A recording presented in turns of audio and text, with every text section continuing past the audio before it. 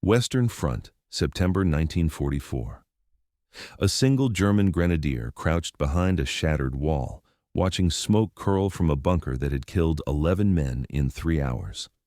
The fortification sat wedged into a hillside overlooking a river crossing the Allies needed. Not a major objective, not a named position in any history book, just one of 10,000 concrete boxes the Wehrmacht had seeded across France and the Low Countries, each one a calculus problem written in blood. This one had already solved itself 11 times. The bunker measured 4 meters wide, 3 deep, walls a meter thick, poured concrete reinforced with scrap rail.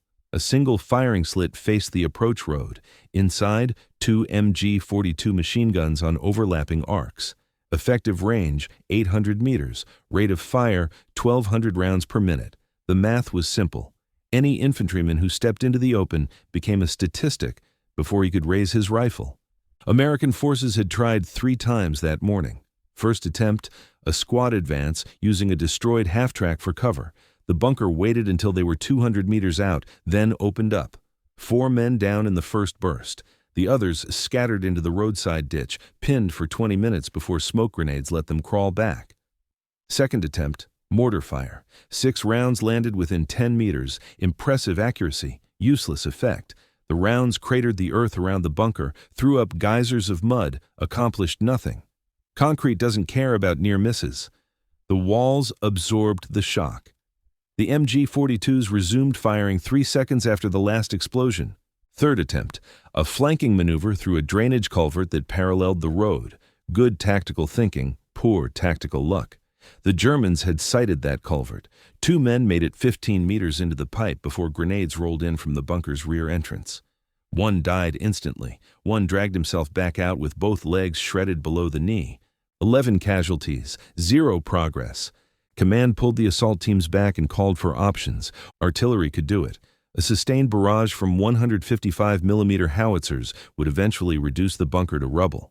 But the nearest battery was supporting operations 8 kilometers north, and the tactical situation didn't justify reallocating heavy guns for a single fortification. Air support could do it. A P-47 with a 500-pound bomb could turn the hillside inside out.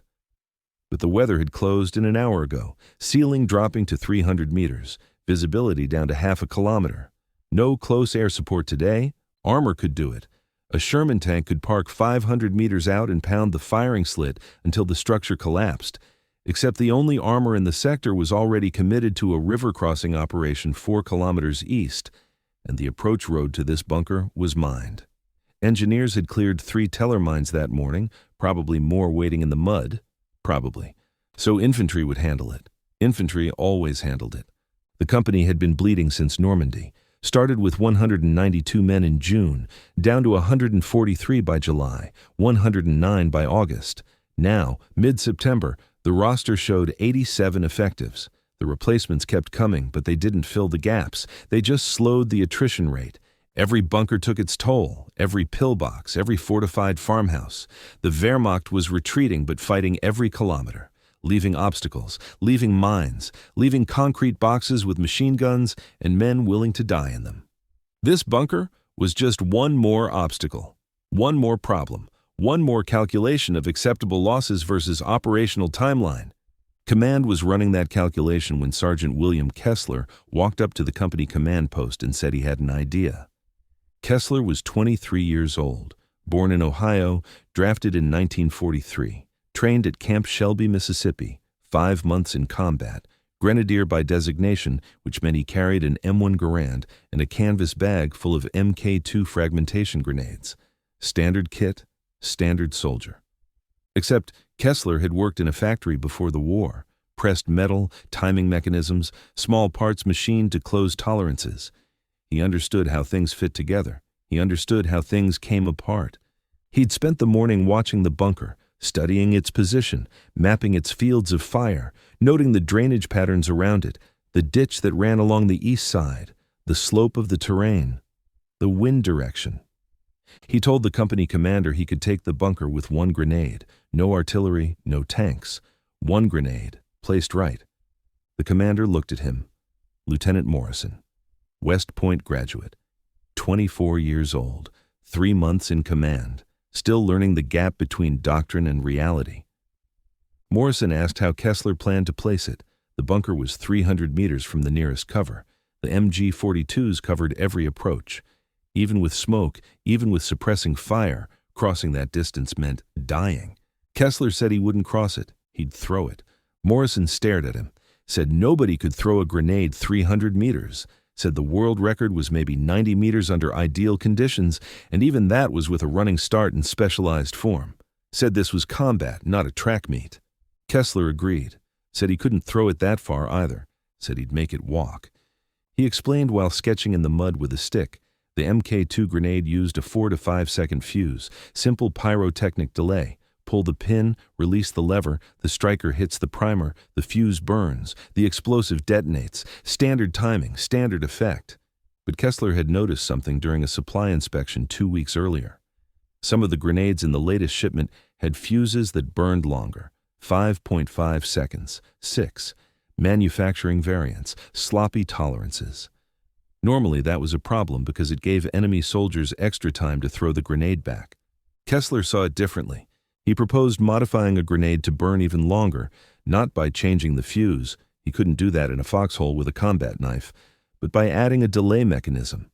He'd pack the grenade into a ration tin with the pin pulled and the lever held down by a wire loop. The loop would thread through holes punched in the tin. The wire would corrode when exposed to moisture, water from a canteen, or mud, or spit. Controlled corrosion, timed failure. He estimated he could rig a delay of 30 to 40 seconds, long enough to roll the tin across 300 meters of open ground. The MG-42 crews might see it, might even shoot at it. But a ration tin rolling downhill didn't look like a threat. It looked like debris, trash blown by the wind, until it stopped rolling, until the wire corroded through, until the lever released and the fuse ignited. Morrison said it was insane, said even if the mechanism worked, the grenade would detonate in the open, 50 meters from the bunker, achieving nothing. Kessler said he'd aim for the drainage ditch that ran past the bunker's east side. Gravity would do the rest. The ditch sloped downhill toward the structure. A tin rolling in that ditch wouldn't stop until it hit the bunker wall or fell into the recessed entrance trench that protected the rear door. Either placement would work. The Mk2 carried 55 grams of TNT, lethal radius, 5 meters against unprotected infantry, negligible effect against reinforced concrete, but Kessler wasn't trying to blow up the bunker. He was trying to blow up the people inside it. The rear entrance had no door, just a corrugated metal sheet leaned across the opening to keep rain out. The sheet wasn't anchored, it wasn't sealed. A grenade detonating in that entrance trench would send shrapnel and blast pressure straight into the bunker's interior. The concrete walls that protected the crew from external fire would contain and amplify the explosion. Physics would do what artillery couldn't. Morrison thought about it. He'd read about shaped charges in training, about blast pressure in confined spaces, about how explosions behaved in enclosed environments. The theory was sound. The execution was questionable. He asked about failure modes. What if the wire didn't corrode? What if it corroded too fast? What if the grenade detonated while Kessler was assembling it? Kessler answered each question, said he'd test the wire tension first, said he'd use moisture control to calibrate the timing, said he'd assemble the device in a protected position, minimize exposure time, work quickly. Morrison asked if Kessler was volunteering. Kessler said he was. Morrison looked at the roster, looked at the casualty count, looked at the bunker sitting on that hillside, still smoking from the morning's failed assaults. He approved the attempt, authorized Kessler to take whatever materials he needed from the supply cache, offered no additional support, no covering fire, no diversion. If Kessler wanted to gamble his life on modified ordnance and corroding wire, that was his choice. But Morrison made it clear. One attempt. If it failed, they'd wait for artillery. No heroics, no second tries. Kessler nodded, said he understood. Kessler spent 30 minutes preparing. He selected a grenade from his bag, tested the fuse by feel, holding it close to his ear, listening to the rattle of the internal mechanism. He wanted one with a sluggish striker spring, found it on the 4th try. The grenade was standard issue, manufactured at the Pennsylvania Ordnance Works. Production code indicated it was from a batch made in July. 3 months old. The explosive was TNT, cast into a segmented body designed to fragment predictably. The fuse assembly was simple. A striker held under spring tension by a lever, which was held in place by a pin. Remove the pin, maintain pressure on the lever, nothing happens. Release the lever, the striker falls, hits the primer, ignites the fuse. 4 to 5 seconds later, detonation. Kessler examined the fuse carefully. The delay element was a length of compressed black powder enclosed in a thin metal tube. When the primer ignited, it lit one end of the powder. The powder burned at a controlled rate, producing hot gas but minimal pressure. When the flame reached the other end, it ignited the detonator, which set off the main charge. Simple mechanism, reliable mechanism, but subject to manufacturing variance. The powder density varied between batches, compression varied, tube thickness varied, all of which affected burn time. Most grenades detonated between 4 and 5 seconds, some took 6, a few took 7. Kessler wanted 7, or longer. Next, he requisitioned a C-ration tin, beef stew, already empty. He punched 2 holes in the sides using a bayonet tip, careful to keep the holes aligned. The holes needed to be opposite each other, at the same height. If they weren't aligned, the wire would create uneven tension, might fail prematurely. He threaded a loop of copper wire through the holes, tested the tension. Too tight. The wire needed to fail under stress, but not instantly. He wanted corrosion, not breakage. He found a different wire, signal wire, thinner gauge, copper core with fabric insulation. The insulation would wick moisture into the metal, faster corrosion, better timing. But signal wire was scarce. Communications teams needed it for field telephones and command circuits. Taking it without authorization would create problems.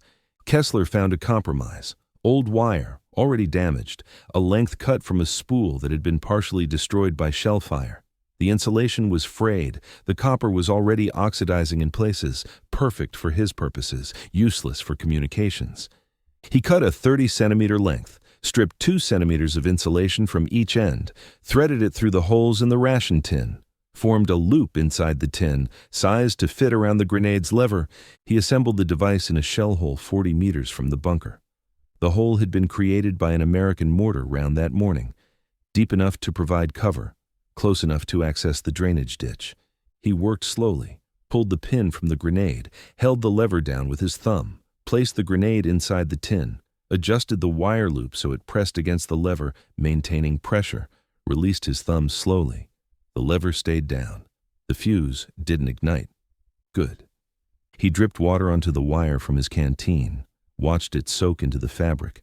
The water needed to penetrate the insulation and reach the copper. The copper needed to oxidize. The oxidation needed to weaken the wire's tensile strength. Chemistry and physics, controlled degradation. Corrosion wouldn't happen instantly. The wire would weaken gradually, fibers separating, load-bearing capacity declining until the spring tension from the grenade's lever exceeded the wire's tensile strength. That was the theory. Kessler had no way to test it accurately, no way to measure corrosion rate under field conditions. He could estimate based on wire gauge, moisture level, temperature, but those were approximations. The actual failure time might be 20 seconds, might be 60. He decided to gamble on 35. He sealed the tin with mud and placed it into the drainage ditch. The ditch ran east-west, paralleling the road. Water flowed sluggishly along the bottom, inches deep. Kessler oriented the tin so the seam faced downhill. He wanted it to roll, not tumble.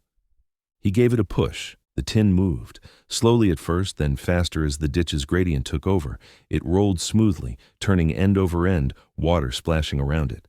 Kessler watched from the shell hole. 3 seconds, 5, 10. At 12 seconds, the tin veered left and struck a rock. It bounced, tilted, kept rolling. 15 seconds, 20. The bunker was 100 meters away now. The tin had covered 2/3 of the distance. Kessler could see the concrete walls, could see the metal sheet over the rear entrance. 25 seconds. The tin reached a depression in the ditch and slowed. For a moment, Kessler thought it would stop. Then the gradient pulled it forward again. 30 seconds. The tin rolled past the bunker's east side, missed the entrance trench by a meter, continued downhill another 5 meters before wedging against a root. Kessler swore quietly. Close, not close enough. He waited. The wire was still corroding. Maybe the grenade would detonate anyway. Maybe the blast would spall fragments off the bunker wall. Maybe nothing happened. 40 seconds, 50, a minute.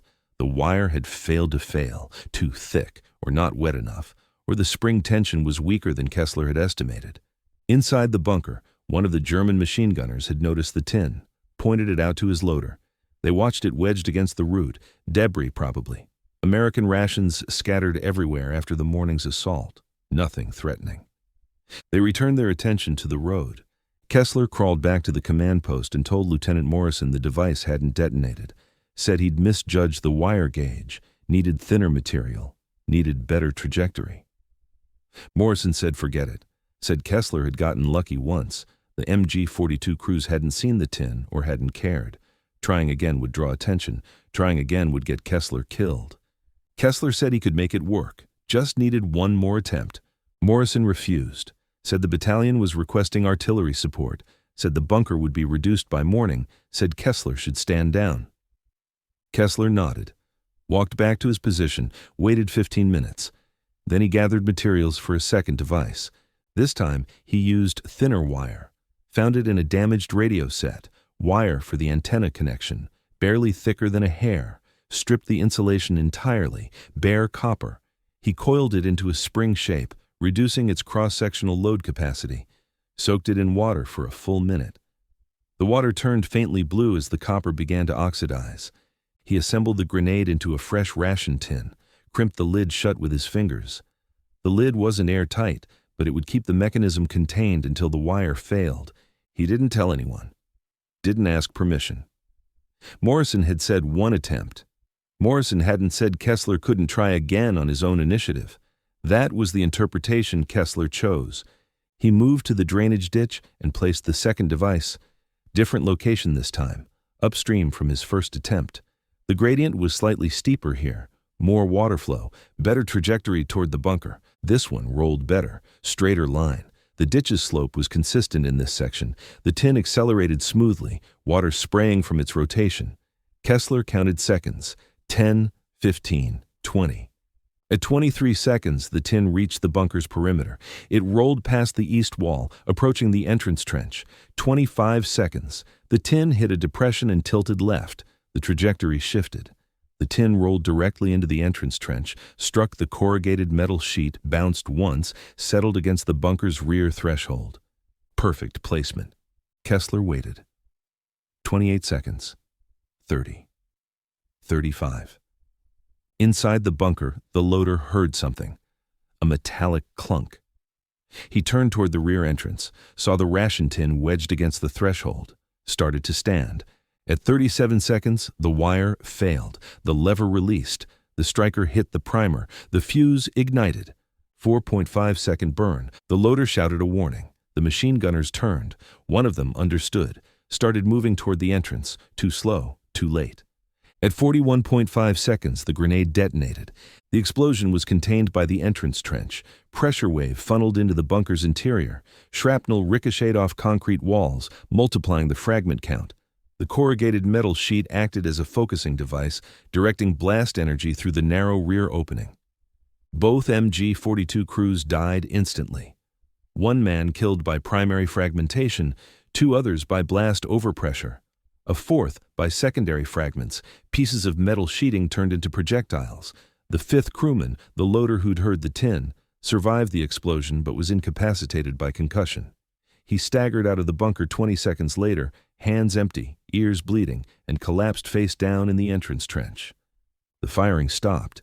American infantry advanced under covering fire, reached the bunker in 4 minutes, secured it in 6, found 2 MG-42s intact but unmanned, found ammunition crates still sealed, found the interior walls stippled with shrapnel scoring, found Kessler's ration tin in the entrance trench, punctured by its own fragments, found 5 German soldiers, 3 dead inside, 1 dead in the trench, 1 unconscious but alive.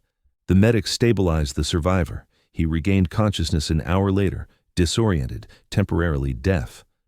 Through an interpreter, he described what had happened, said he'd seen the tin, said he'd tried to warn the others, said there was no time.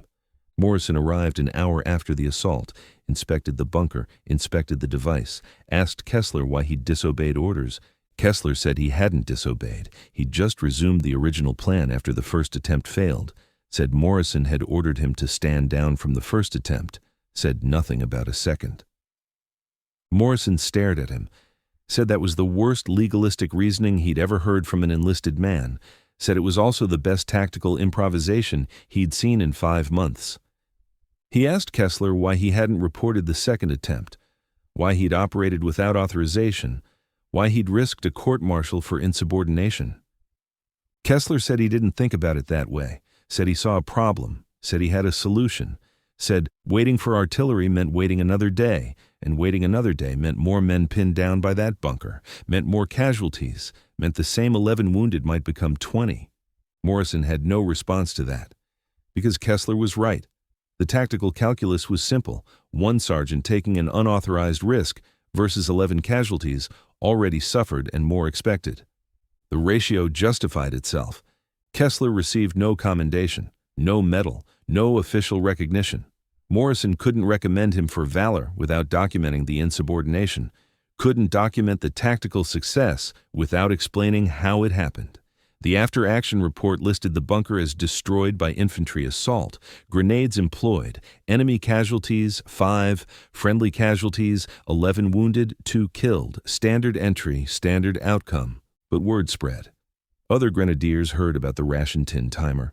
Other squads started experimenting. Copper wire, signal wire, even thin nails driven through tin lids to create stress points. The modifications were crude. The success rate was low. Maybe 1 in 4 devices functioned as intended, but when they worked, they worked. A corporal in 2nd Battalion used a modified device to clear a fortified cellar in October, rolled it down the stairs, let gravity and corrosion do the work. 3 Germans killed, 0 American casualties. A private in 3rd Battalion used one against a pillbox near the German border in November, miscalculated the timing. The device detonated 50 meters short, but the Germans inside the pillbox saw the explosion, assumed artillery had ranged them, abandoned the position. Sometimes the threat of precision was enough. By October 1944, improvised delay devices were being used across the Western Front, not widespread, not standard doctrine. Just another field expedient, another soldier's trick passed along through demonstration and rumor. By November, the practice had been noticed by ordnance officers. Some approved, some forbade it. The official position was ambiguous. Modifying ordnance violated regulations, but so did losing infantry to fixed fortifications. Tactical necessity always won those arguments. By December, supply depots were issuing pre-manufactured delay fuses for grenades, proper pyrotechnic timers calibrated to 10-second increments, safer, more reliable, less improvised, the factory solution. The manufactured delays were different, longer fuses, more consistent burn times, packaged in waterproof housings that could be screwed into the grenade body, standardized, tested, approved. They worked well. Better than field modifications. Soldiers used them, trusted them. But they lost something in the standardization, lost the adaptability. The improvised delays could be calibrated for specific terrain, specific targets, specific tactical situations. The factory delays were fixed intervals, 10 seconds, 20, 30, predictable. Kessler never used the factory delays, preferred his own modifications, said factory timers were too predictable, said the enemy would learn to recognize the interval and react accordingly, said randomness was a weapon. He survived the war, returned to Ohio, went back to factory work, pressed metal, timing mechanisms, small parts machined to close tolerances. He married in 1947, had 3 children, worked the same factory job for 32 years, retired in 1977, died in 1991. Never spoke about the bunker, never mentioned the wire. When asked about his service, he'd say he was a grenadier, carried grenades, threw them when necessary. Someone once asked if he'd ever done anything unusual, anything that stood out. Kessler said no, said it was all just standard infantry work, said nobody remembers the standard work. He was right about that. The bunker was demolished by engineers 3 days after its capture. The hillside was regraded. The drainage ditch was filled in. By spring 1945, there was no evidence a fortification had ever existed at that location. Just another anonymous piece of ground where 11 men were wounded and 5 men died, and 1 grenadier with factory training figured out how to kill without crossing the killing ground. The tactical principle survived longer than the battlefield. Delayed fuse modifications appeared in Korea, appeared in Vietnam. Different materials, different mechanisms, same underlying concept. Use time as a delivery system when distance is impossible. In Korea, Marines rolled grenades into tunnel complexes. In Vietnam, soldiers lobbed them through bunker apertures. The applications evolved. The principle remained. Modern militaries don't improvise like that anymore. Don't need to. Precision munitions and remote-operated systems have made the close assault problem obsolete in conventional warfare. You don't roll grenades at bunkers. You designate coordinates and let guided weapons do the work. But the core insight remains. When a target is unreachable by conventional means, change the means. When direct approach is fatal, find an indirect method. When existing tools are inadequate, modify them. Kessler understood that in September 1944, understood it with copper wire and a ration tin and a 4.5-second fuse. He understood something else too, something he never articulated but demonstrated through action. The difference between theory and practice is corrosion time. The difference between safe and effective is willingness to test. The difference between doctrine and victory is one soldier who thinks the problem through and builds the solution in a shell hole while the MG-42s are still firing. Numbers tell the story. 11 casualties before Kessler's improvisation, 0 casualties after, 1 grenade modified, 1 fortification neutralized, 5 enemy dead, 1 river crossing secured, 1 ration tin recovered from an entrance trench, punctured by fragments, preserved by no one, remembered by nobody except the men who were there and the grenadier who built it and the ordnance officers who later standardized the concept without ever knowing its origin. That's how innovations happen in combat. Not through official channels, not through research programs, through soldiers who see a problem, understand the physics, and build the solution with whatever materials are available. The bunker that killed 11 men died from a device assembled with a bayonet and a canteen. The grenadier who built it received no recognition. The principle he proved became doctrine. That's the ratio that runs through military history. Unrecorded innovation, uncredited authorship. The field expedient that saves lives, gets standardized, gets forgotten. Kessler knew that ratio, accepted it, went back to pressing metal in Ohio, and never corrected anyone who assumed his war had been unremarkable. His children never knew the details. His grandchildren never asked. The story existed only in unit records, buried in after-action reports that listed bunkers destroyed and casualties suffered and tactical objectives secured. Standard paperwork, standard war. But somewhere in those records was a notation. Bunker neutralized by infantry assault, grenades employed, 5 enemy casualties, method unspecified. That unspecified method changed how grenades were used, changed how obstacles were approached, changed the tactical calculus for every grenadier who came after. Kessler was wrong about one thing, though. Standard work gets remembered, just not by name, not by date, not by the specifics of copper wire tension or drainage ditch gradient or the exact second the striker hit the primer. It gets remembered as the way things are done now, the accepted method, the doctrine. Someone invented every standard technique. Someone tested it first. Someone gambled their life on corroding wire and gravity in a 4.5-second fuse. That someone was a 23-year-old grenadier from Ohio who understood that the shortest distance between 2 points isn't always a straight line. Sometimes it's a ration tin rolling downhill while the machine guns wait for targets that never come. Sometimes it's 41.5 seconds of controlled corrosion, changing the outcome of a single engagement that changed the method for 1,000 engagements after. Sometimes it's one soldier with factory training who saw a bunker that couldn't be approached and built a device that didn't need to approach it. The bunker is gone. The ditch is filled. The hillside shows no scars. But the principle remains. Embedded in doctrine, taught in training, applied in combat. One sergeant's improvisation became every grenadier's option. That's the legacy. Not medals, not recognition, not memorial plaques or historical markers. Just the quiet knowledge that when the standard tools fail, someone will modify them. Someone will test the modification. Someone will make it work. and nobody will remember their name.